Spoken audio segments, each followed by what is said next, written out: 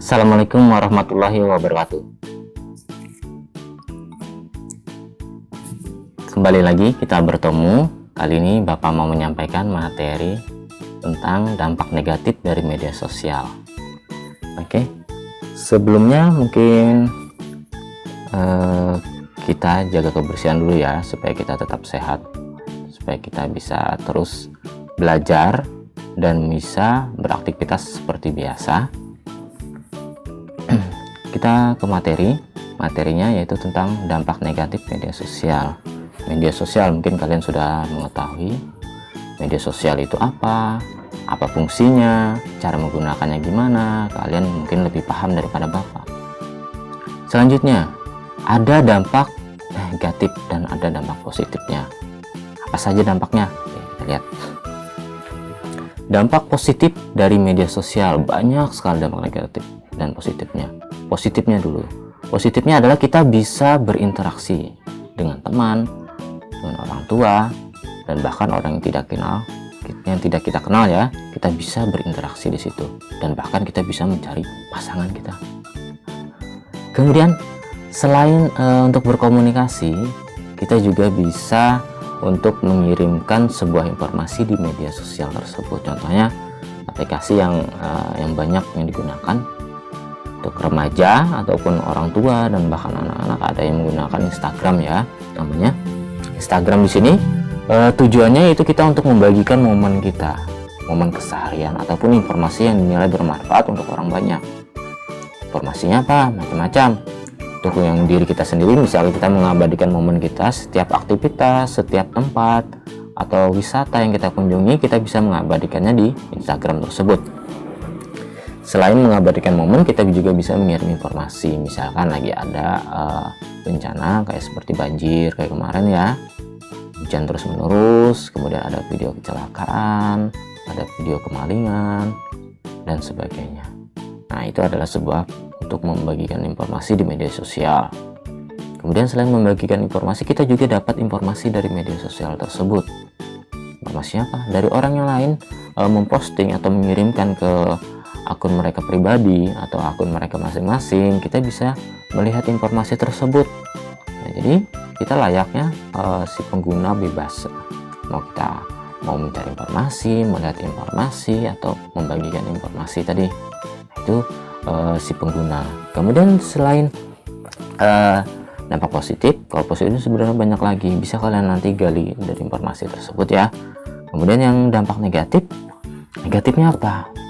Dari aksi media sosial tadi, aksi media sosial banyak dampak negatifnya, yaitu penyalahan data pengguna, penyalahgunaan data pengguna.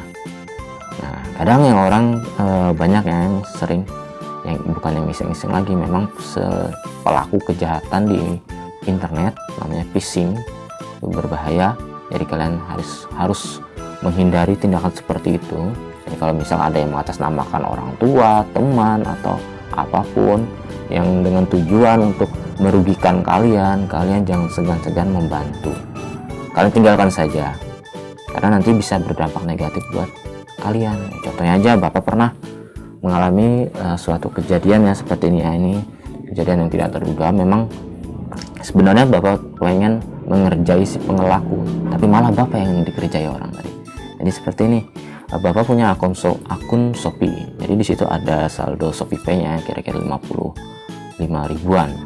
Jadi ada suatu hari si pelaku tadi menelpon ke nomor Bapak. Jadi dia menelpon dengan mengatasnamakan pihak Shopee. Ya, jadi Bapak di situ diberi informasi Bapak memenangkan hadiah dengan senilai uang 2 juta bilangnya, dengan diundi tadi malam bilangnya. Ya, Bapak kan pengen ngerjai orang tadi. Ya oke, Bapak dengarin terus apa permintaannya. Jadi di situ dia mengirimkan pesan senilai 2 juta tadi di SMS ya, nilai 2 juta. Kemudian ada informasinya memenangkan hadiah dari tadi malam apa dan sebagainya. Kemudian di situ dia meminta kode notifikasi.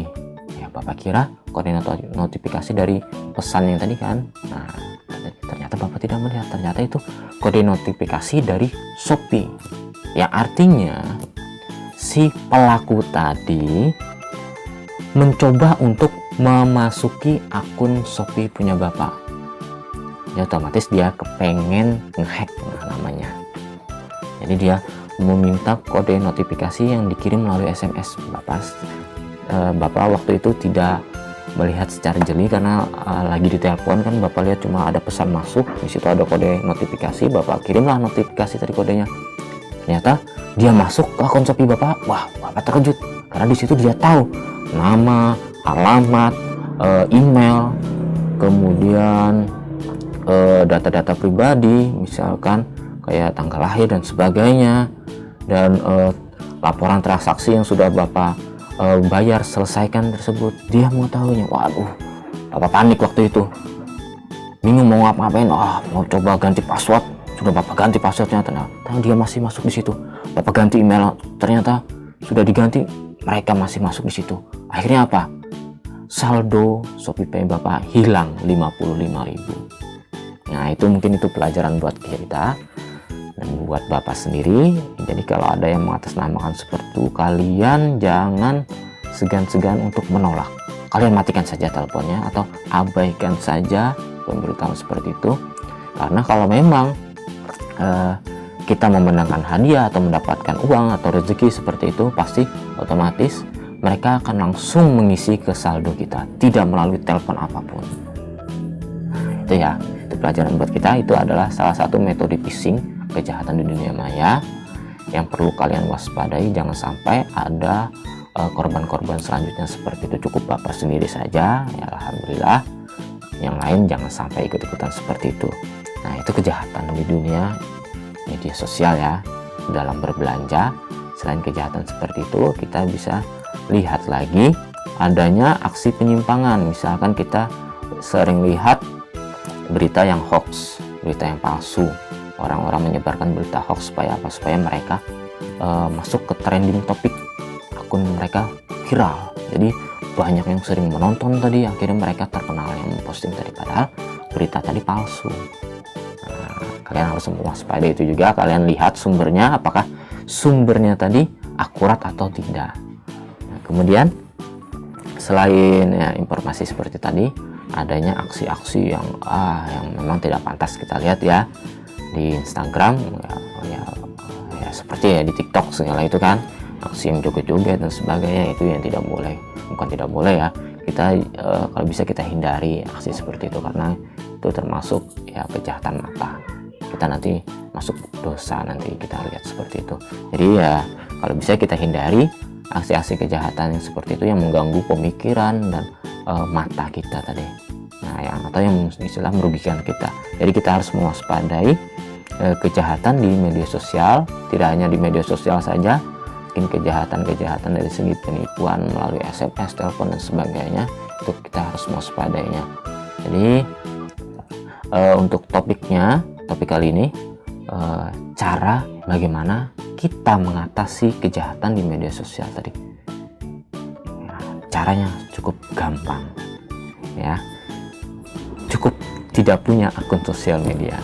Caranya itu, kalau mau yang lebih gampang lagi, kita punya akun sosial media tapi kita mau menghindari kejahatan tadi, gampang. Kalau di Instagram, kita tidak usah memposting yang macam-macam, yang aneh-aneh. Kita cukup memposting ya misalkan momen pribadi kalian, momen liburan kalian posting di situ, dan di biografi kalian tidak usah kalian mencantumkan hal-hal pribadi seperti tahun dan tanggal lahir. Kemudian alamat rumah tidak perlu, cukup kalau mau menampilkan seperti itu di akun bisnis kalian. Tapi kalau untuk akun pribadi jangan seperti itu, berbahaya. Kalau mencantumkan alamat rumah, nomor WA, kemudian data pribadi, tahun lahir, tanggal lahir dan sebagainya, jangan, itu berbahaya. Kemudian kalau misalkan ada yang menelpon kalian mengatasnamakan pihak-pihaknya, kayak misalkan di marketplace kayak di Shopee, Tokopedia, Bukalapak, Lazada, Blibli dan sebagainya, mengatasnamakan perusahaan tersebut, kalian tidak usah hiraukan, kalian tolak saja bahwa kalian tidak pernah memiliki akun marketplace tersebut. Nah, itu aja cara menghindarinya. Kemudian ada juga seperti ini, ada yang menelpon mengatasnamakan keluarga kalian, meminta uang karena sedang mengalami kesusahan atau dan sebagainya.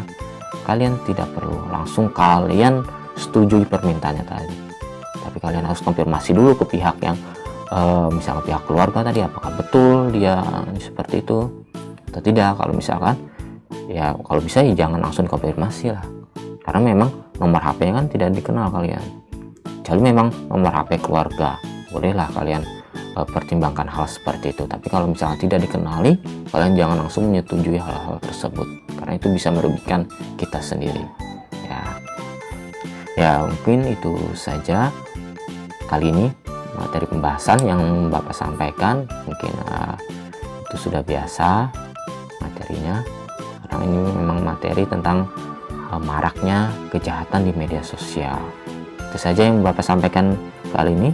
Silahkan kalau yang kalian suka, bisa kalian tekan tombol like-nya, atau bisa kalian tekan tombol subscribe, atau bisa kalian share ke teman kalian, atau bisa kalian isi komentar di bawah kalau misalkan kalian memberi tanggapan yang berupa saran untuk membangun Bapak supaya bisa membuat video yang lebih kreatif lagi. Oke, itu saja yang mungkin Bapak sampaikan. Kurang dan lebih Bapak ucapkan terima kasih dan mohon maaf sebesar-besarnya. Wassalamualaikum warahmatullahi wabarakatuh.